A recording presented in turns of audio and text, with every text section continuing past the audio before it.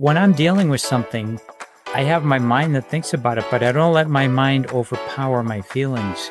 And I get a balance there so I can see how I feel about that and how I think about that. And it's that combination that allows me to make better and smarter decisions than just thinking with your mind, which is more ego-based. Welcome to the I Am Wiser podcast, where the biggest questions in healthcare and wellness meet the collective wisdom of industry leaders and innovators. I'm Dr. Laura Purdy, and here we explore the intersections of AI, care delivery, telehealth policy, and more through the lens of those who are reshaping healthcare. This is not just about theory, it's about lived experience and real industry insights. Let's dive in and get wiser together. Welcome to today's episode of the I Am Wiser podcast with Dr. Laura Purdy, where I explore the real stories behind groundbreaking healthcare innovations and the human impact they have on patients and providers. On that note, I'm delighted to welcome Bruce D. Randall, a visionary in AI-driven business strategy and a leader in helping organizations unlock human potential through technology. Bruce combines deep technical expertise with a profound understanding of the inner self, showing us that the future of innovation isn't just about tools, it's about how we as humans engage with them to thrive. Welcome, Bruce. Thank you, Dr. Purdy. I'm pleased to be here. Wonderful. Well, let's set the foundation for this episode today. I'm hoping you can share with us just a little about yourself. Who are you, what you do, and why you do it? Sure. I have what's called a portfolio career, where I work with different companies to help them in different aspects of what they're used to, whether it's a fractional or whether it's working with AI and getting into that, or just, marketing, sometimes fundraising, referring them to fund people who can fund them.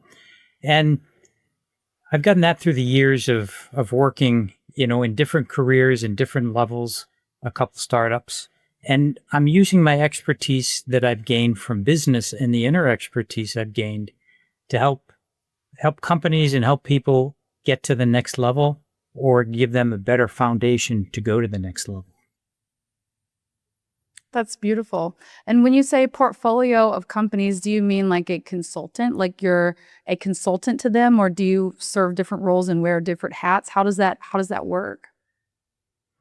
Yeah, I typically don't like the word consultant.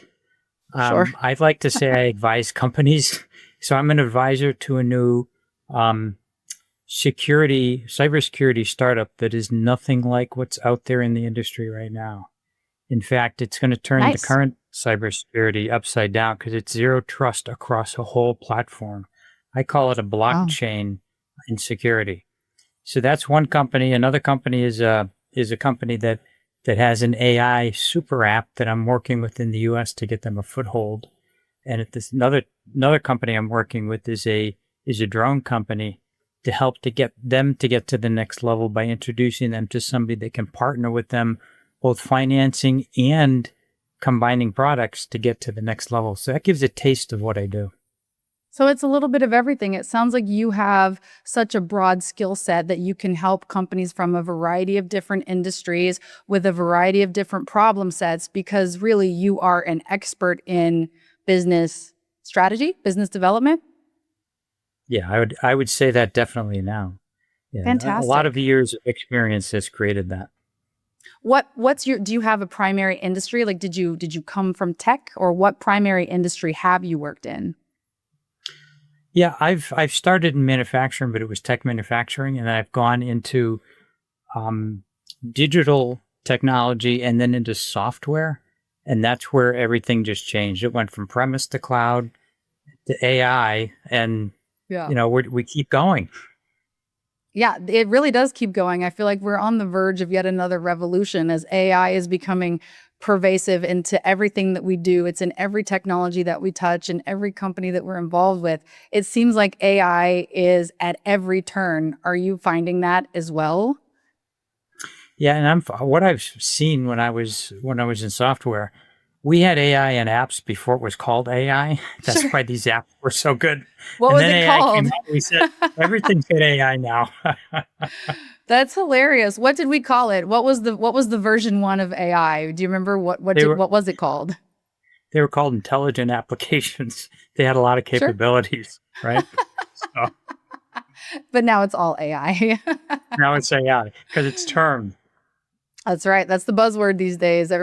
Everybody, and actually people ask me that. I run a digital health tech company. It's a care delivery system. And they say, do you use AI?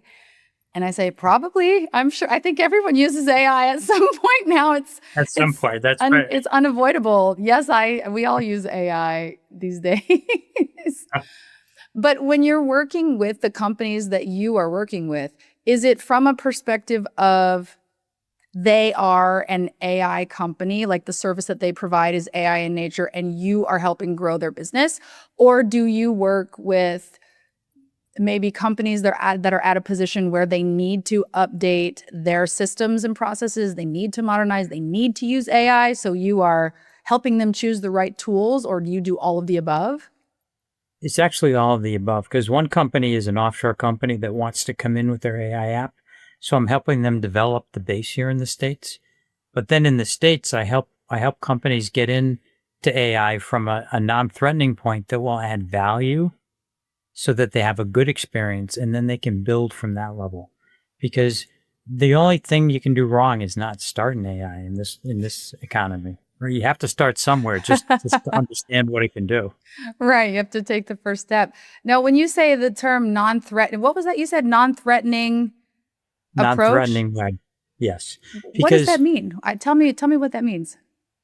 well, there's a lot of companies that and smaller companies, not larger companies, that are more afraid of AI because they don't understand it. And they don't know what to do with it. They That's me. understand how to I work fall on into an that LLM. category. There's a lot of people like that out there. Yeah. So it's a matter of understanding their business and understanding where we can put AI in there that's in a non-threatening way that can add value to them and help the ROI in some way. And then going from there because you have to start in a way that's non-threatening and that is going to show a positive result.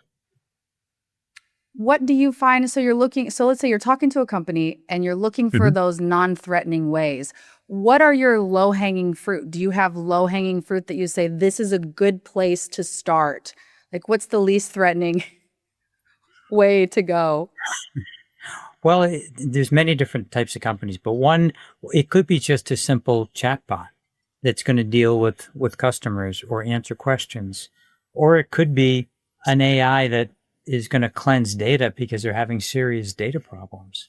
And those are both low hanging fruit and don't have a lot of risk, but they provide different values to different companies depending on what the need is.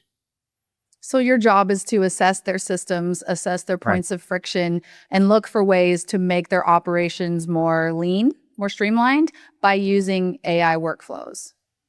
Yeah. And I actually address the pain points and gauge the pain points and what is short term and long term and what's going to have the biggest impact now that's meaningful for them. And that's usually where I start. That sounds really exciting. I mean, as a business owner that has a lot of manual systems and very little AI, I mean that sounds very appealing. So I can understand why there would be enough demand that you can sustain a fractional Right. portfolio of different clients. Of course, you can de-identify it, but do you have any really cool success stories of companies that you can say, this is what we did and this is how we benefited them? Like, do you have any numbers or use cases that you can Hmm. share? Yeah, and I have the use cases I have are for one of the apps that I built, and I built an AI app last spring just to go through the experience to understand what's involved in it, and and that's been very good. So I can put a website in there, and it can do an SEA search in a matter of seconds and spit out what you need to do to make your website come up better in your local area. And to me, that was a pretty simple app to build. And Wow. with companies, it's usually it's months of getting data to show the results. And that's really what it is once you get the AI in place and structure it, and then you train it to do what you need it to do. And then it grows from there. So it takes a while to get that. But once you get it, you just you just tweak it here and there and it keeps going. Wow. I mean, that's mind blowing. That's really mind blowing. But I can see how it could be game changing for companies that come out of this last era where so much was either manual or it was in the middle ground, right? Like you have to build your analytics for so many months to use this Right. example. So how how do companies know? I mean, short of calling you and becoming a portfolio company, but for the average business out there that's looking to automate, how do we know? I mean, I'll give you a personal example. Now that I have conversations in my workday and I'm talking to marketing and finance and administration about how to make our workflows more automated, I get all these Instagram ads. I get my Hmm. LinkedIn mailbox is blown up with everybody and their brother has now invented an AI that I'm sure would make my life a million times easier if I choose to buy them all. But how do we as non-tech people, because I am not a tech person, I Yeah. don't come from tech, how do we become good consumers of the high volume of options that are in front of us to know which ones are worth it? That's a really good question, and they do proliferate out there, and some of them are AI driven. And I can tell you a story about that if you want to hear it. Wow, So, I do. so what? Well, I have a long driveway, and I had my driveway sealed in the spring, and I went out for a quote. I filled out a form online, and then I got a phone call, and I said, "Hi, this so and so from this paving company would like to talk to you about your quote you suggested." And I'm talking to them for probably a minute to 90 seconds, and then I said, "Am I talking to a person or an AI agent?" And the answer I got was, "I'm here to give you the best experience you can get at all, and I'm here to get the answer so we can give you a nice quote." They didn't answer, but the answer they gave me, they were an AI agent. And that took me 90 seconds, right? 60 to 90 seconds. So I said, when a human gets this, please have them call me because I have a unique driveway that needs attention. And then I got a call from somebody the next day. So you never know Wow. who you're connecting with. And with AI the way it is now, if you see a video or you get a phone call, you really have to pay attention to see if it's a person or if the video is real, because a lot of them aren't real nowadays. My next question comes from a place of ignorance, but are there not laws or regulations in place that state that we have a right to know if we're talking to a human or an AI agent? Like, do you think that'll ever be a thing where there's a regulation that says you must disclose or it must be disclosed to the person that they are not speaking with the human? Is that even relevant? You have to do that in medicine, obviously. Right. Yeah. My wife's a doctor, so I understand that. But that's a really Yep. good question because right now, the rules that we have is that if you have an AI program with over a billion bits, you have to register it with the government and you have to take copious notes on your development. That's it. That's all we have for regulation. And because AI is really the game changer between the countries right now, everybody's racing to develop as fast as they can. And what's being developed behind closed doors and what's out in public, there's two different worlds.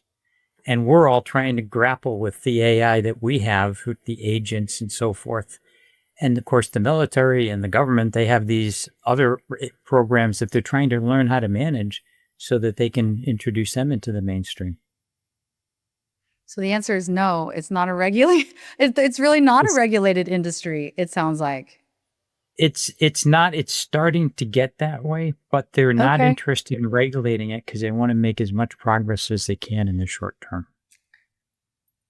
It really reminds me of the way that healthcare has gone over the last 2 decades, right? Like the delivery of care systems evolves and then the laws come in and then the people who were practicing in this way got regulated and the ones who were moving from there learned from the lessons of the people who got regulated and then moved forward. That's really interesting. But I agree with you. At some point in time, I'm sure there's going to have to be some parameters that are put into place because I mean, my personal opinion is that people probably do have a right to know, I would Mhm. imagine, if they are talking to a human or not. I think they should know, but if I wasn't astute and listening to the way this this entity was talking, I wouldn't have caught it. But because I'm so involved in it, I knew, and I said, "Oh, that sparked something that I know. I don't think this is a person." But most people wouldn't have noticed that, and they would Yeah. have had a good exchange because they would have gotten a quote and be happy. Somebody would have come out and they never would have known. Or the quote would have been wrong, right? Because you said you had a unique driveway that was going to, you knew it was going to require a human to know the Right. information to give you a proper estimate to dispatch the right person with the right materials at the right time and the right amount of labor. So I could see where that could have resulted in potentially poor customer service if they weren't able to get the right information at the right time. Right. That's correct. That's correct. So there are some risks Fascinating. with it, but it's a matter of with AI right now, you don't have to get it perfect, but you have to get it good enough where you can get where you want it to go. Oh my goodness. Well, I guess we'll see over the next few years as technology evolves, as regulations come into place, Mm. as the do you call it the AI race? I don't know, as the AI race evolves. I guess we'll see how it turns out. Yeah, I think it's a global race, like most things.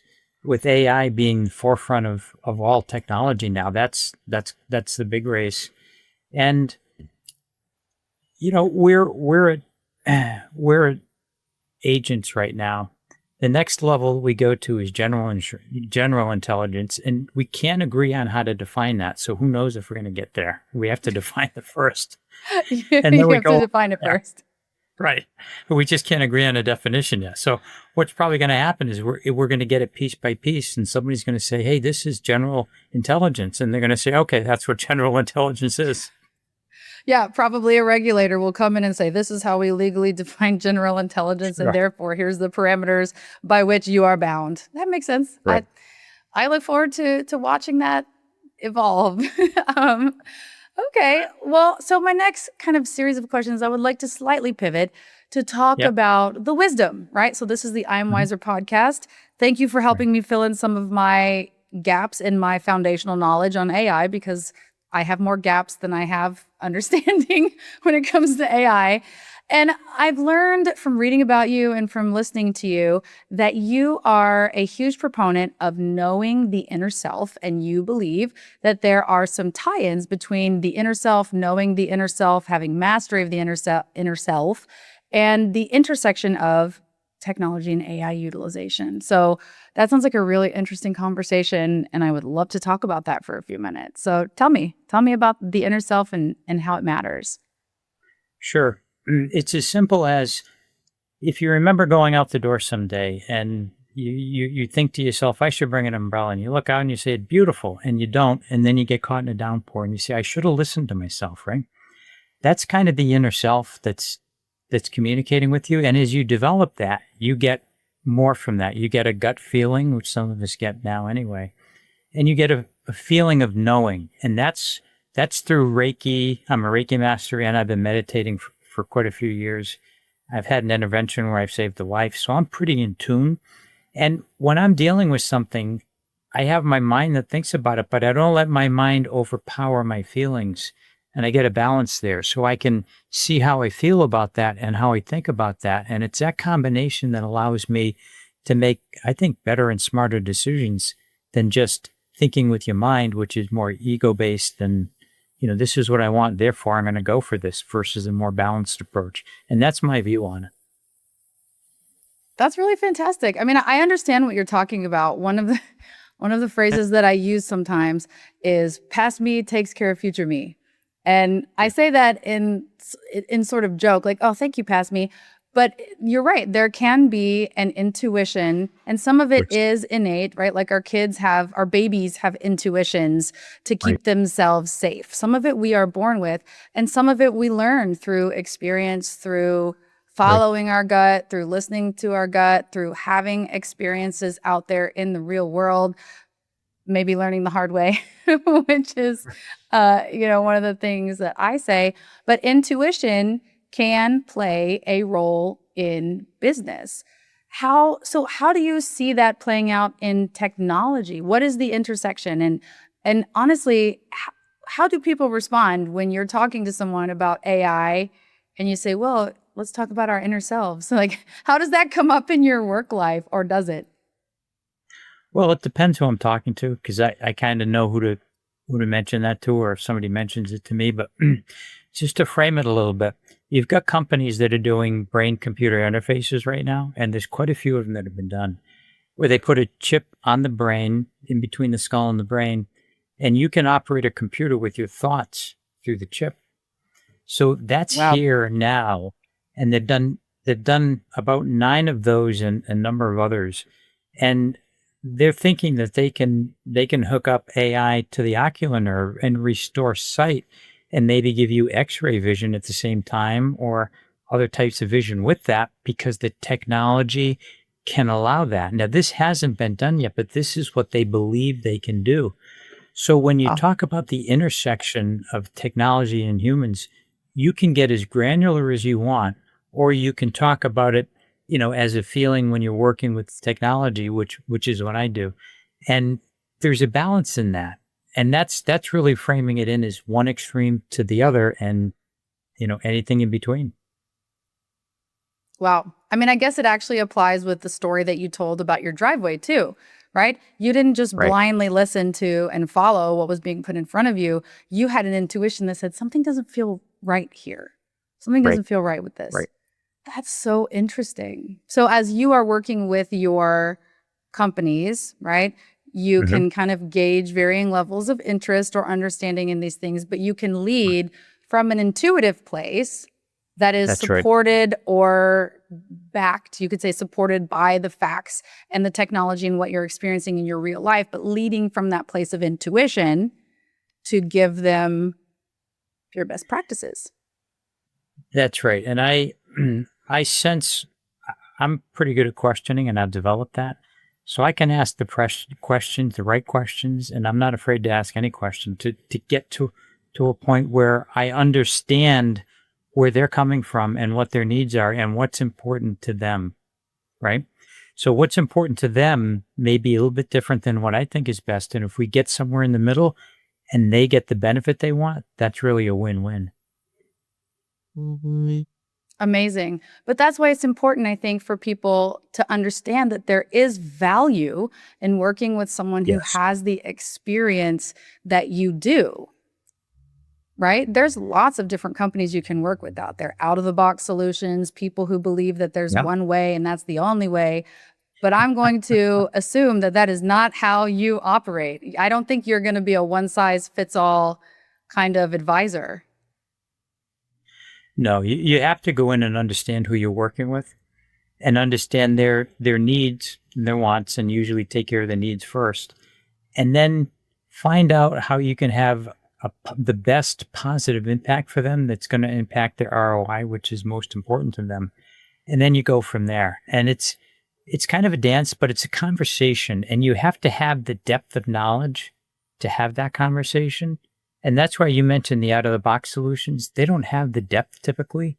So you need somebody with that depth to say whether that's going to work or not. And maybe something else works better. To be a good consumer of what you see coming through the door or what you see coming at your clients. Fantastic. Well, I really admire what you're doing because I think as a business owner who has worked with a lot of vendors, advisors, consultants, I've come across a lot of people. It's actually really rare, and I'm sure you know this. It's really rare to come across someone who genuinely puts the interest of the business first and wants to see you succeed and wants your business to excel. Not just wants your business to pay their retainer or pay their invoice or pay their hour or put you on their resume or have them put you on their resume, but to work with someone who genuinely has a heartfelt concern for the success of your business is very rare, but it sounds like you have that. Well, thank you. And my philosophy is if you do the right thing and you do the best you can do, everything else follows. So I don't worry about the payment side, because if I do the job I'm supposed to do, the payment's just going to come, right? I love it. Well, it will come as a result of the work that you are doing, That's right. not as a result of the invoice you have issued. That's correct. That's That's what we correct. could say. That's I very mean, true. both the end point is the same for both, right? But the route that you take and the higher level benefit that you have to get there is different. So on behalf of business owners everywhere, thank you for that because that's hard to Well, find. thank you. Thank you. Wonderful. Okay, I have one last question for you before we wrap up our Sure. interview today. And I hope this draws from your experience and also from your wisdom. Can you tell me what are, let's say, the top 3 landmines, if you can choose 3? What are the top 3 landmines that business owners, CEOs, startup founders that you see as they start to embark upon the integrating AI into their workflows, into their strategy, into their wherever they're putting it? What are the top Good. 3 landmines that you see time and time again that if you could advise business owners, you would advise them to try to avoid? Well, what I would say is you have to start with a proven strategy for your business. And that doesn't fit every business, but for your business. And I've seen a lot of companies that start with something and then start with something else. And then the third time they can't tie them together, but they want to, but they can't. So that's where that strategy works, where you have, a 1, 3, 5 year plan, and you can change it, but you have to have that, and you have to have the expertise to know what's best for that. That's the first thing. The second thing is if you're not in AI right now, you should really think of how you can get into it in a way that's going to benefit you and be a low threat for you. Because you need to start, because what I tell people is if you're not in AI right now and your competitors are, in another year or two, you're going to be looking from behind because they're going to be ahead of you. That's that's a competitive and comparative advantage that they have with AI if used properly that you don't have if you don't use it. So those are the 2 things. And then I think the third thing is if you don't understand AI, get somebody on your team that does understand it so they can advise you from your side what's best for you. Because you're absolutely right. When you get the salespeople coming in, they want to make a sale and they can get it to fit, right? And that's their goal. But Yep. the owner wants it to fit what they need instead of what they want to sell them, and they don't always align. So you have to be careful with that. Those are great. You have to have a strategy. You have to get in there or you're going to become obsolete, right? Like you will become the phone book or the Yeah. landline. If you don't use AI, you're going to become a phone book eventually over the next couple of years. And then if you don't know, get some help. I fall into that Yeah. category. The qualified help. You have to get people that know what they're talking about. Qualified help who really know what they're talking about and aren't just trying to get their invoices paid.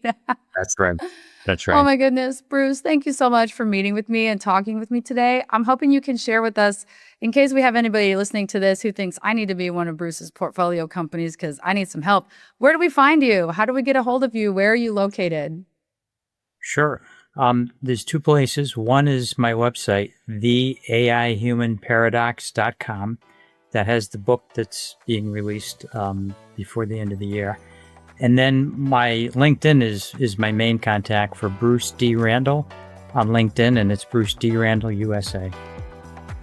Perfect. Bruce D. Randall, USA. Thank you, Bruce. I have loved this conversation. I learned so much. I am definitely wiser than I was 30 minutes ago. So thank you for spending some time with me today, and I wish you all the best. Thank you, Dr. Purdy. I appreciate your time, and it was a pleasure being on your podcast. Thank you. Bye. Thank you for tuning in to the I Am Wiser podcast, where each episode brings us closer to a wiser, more human approach to healthcare. If today's conversation inspired you or sparked new ideas, share it with someone who's ready to rethink healthcare. And if you have a story or innovation that could light the way for others, reach out. We'd love to hear from you. This space is yours too. Don't forget to follow, rate, and review us on your favorite platform. Until next time, stay curious, stay courageous, and stay wiser.